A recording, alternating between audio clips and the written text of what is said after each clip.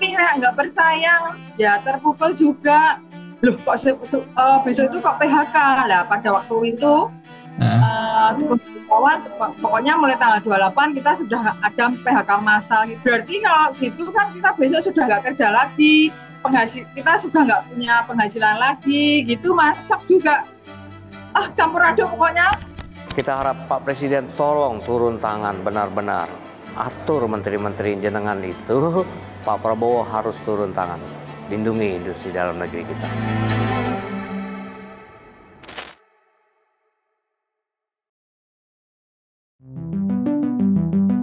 Kabar pemutusan hubungan kerja sektor industri manufaktur khususnya industri tekstil dan produk tekstil atau TPT hingga elektronik di Indonesia tak terhindarkan. Pabrik-pabrik yang dulu berdiri kokoh kini satu persatu gulung tikar. Ribuan buruh harus menghadapi kenyataan pahit, kehilangan pekerjaan di tengah ketidakpastian ekonomi. Sritex Group resmi berhenti beroperasi pada 1 Maret 2025. Sebanyak 10.665 pekerja terkena PHK. Menyusul PT Yamaha Musik Produk Asia di Bekasi dan PT Yamaha Indonesia di Jakarta akan menutup 2 pabriknya pada akhir Maret 2025. Berdampak pada sekitar 1.100 pekerja. Sementara itu PT Sanken Indonesia akan menghentikan lini produksinya pada Juni 2025. Menyebabkan 459 buruh kehilangan pekerjaan.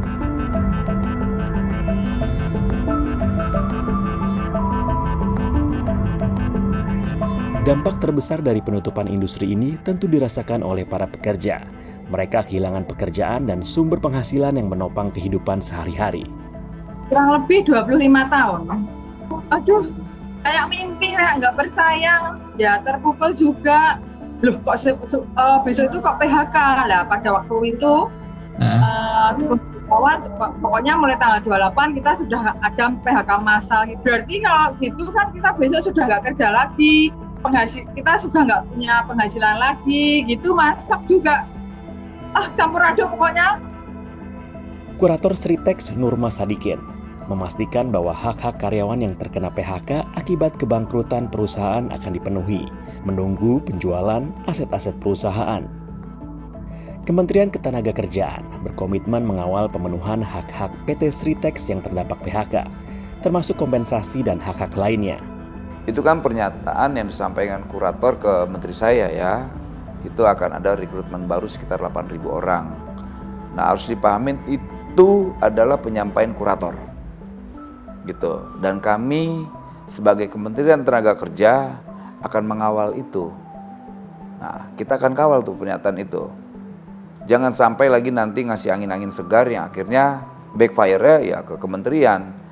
Jadi untuk sementara yang bisa kita lakukan pertama menjamin hak-hak kawan-kawan buruh terkait apa? Pesangon, kedua gaji, ketiga program-program yang ada di pemerintah terkait jaminan kehilangan pekerjaan, kemudian jaringan hari tua, kemudian juga BPS ketenagakerjaannya.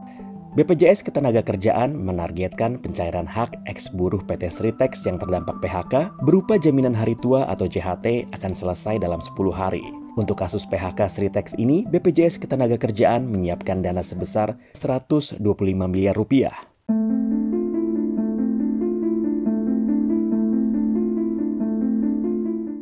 Masih ada kemungkinan pabrik-pabrik lain mengalami kebangkrutan, memperparah gelombang PHK di industri manufaktur Indonesia.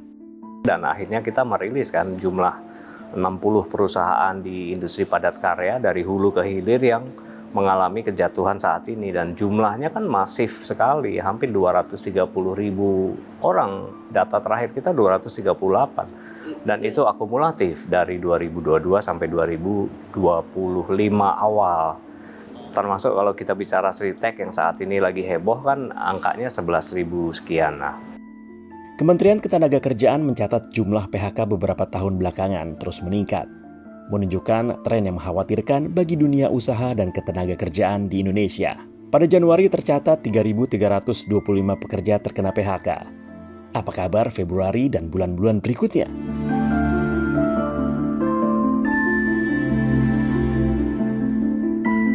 Salah satu penyebab penutupan pabrik tekstil hingga PHK massal adalah lemahnya pesanan tekstil di pabrik lokal.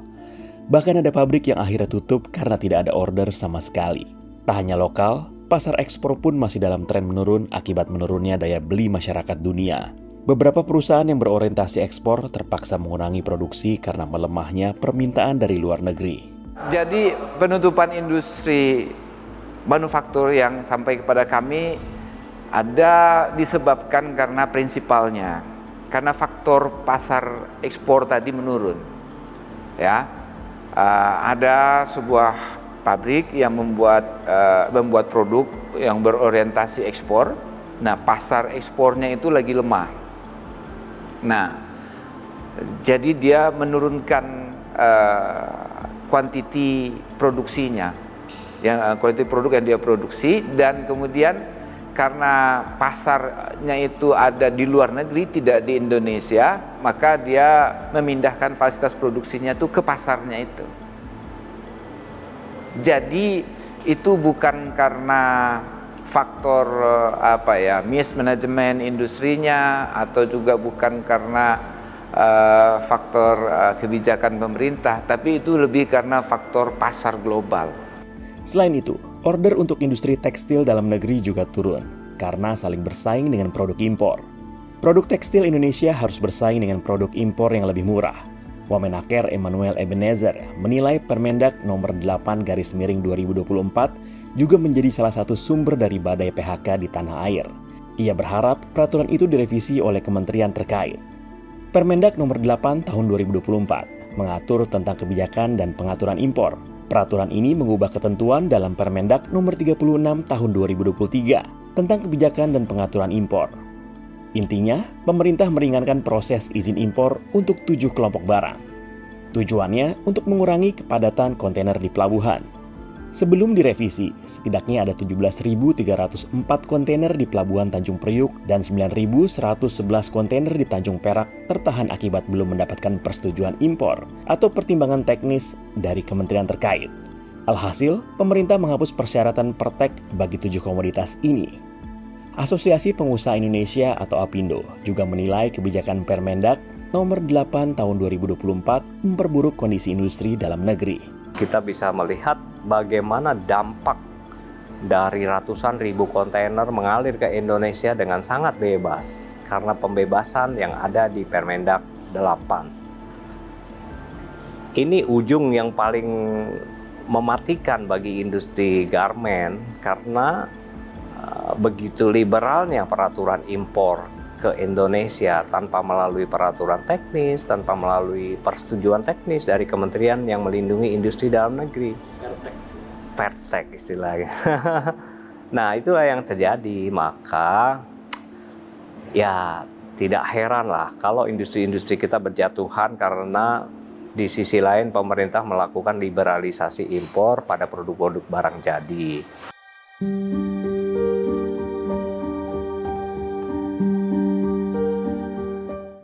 Kementerian Perdagangan menegaskan tengah merevisi Permendag nomor 8 tahun 2024. Dalam prosesnya, Kemendag melibatkan Kemenperin hingga pelaku usaha.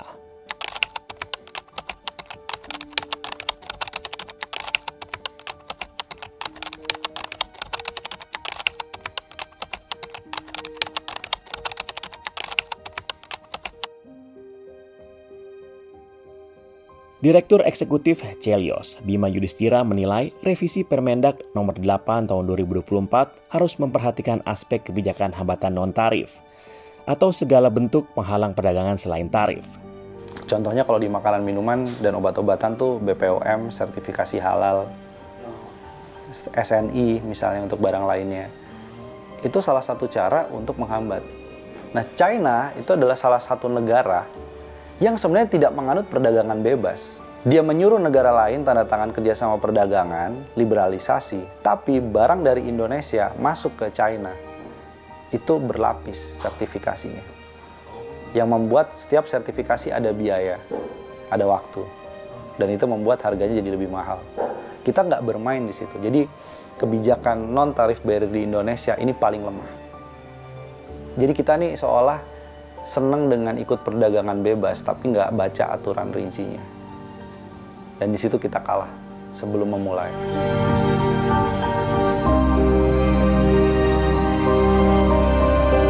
Kami sudah ketemu Pak Menteri Perdagangan, Pak Budi Santoso, Menteri yang baru. Dan beliau berjanji pada akhir bulan Februari kemarin sudah ada perbaikan dari Permendak tersebut. Ya ini alhamdulillah udah lebih 2 minggu belum jadi. Harapan kita satu-satunya saat ini hanya kepada Pak Presiden. Kita harap Pak Presiden tolong turun tangan benar-benar.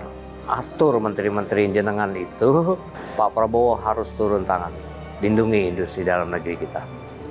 Di tengah kondisi yang semakin mengkhawatirkan, semua mata kini tertuju pada pemimpin negeri ini. Apakah akan membiarkan gelombang PHK terus meluas dan industri dalam negeri kian terpuruk, atau bergerak cepat dengan kebijakan yang melindungi pekerja serta memastikan roda ekonomi tetap berputar dan berpihak pada rakyat?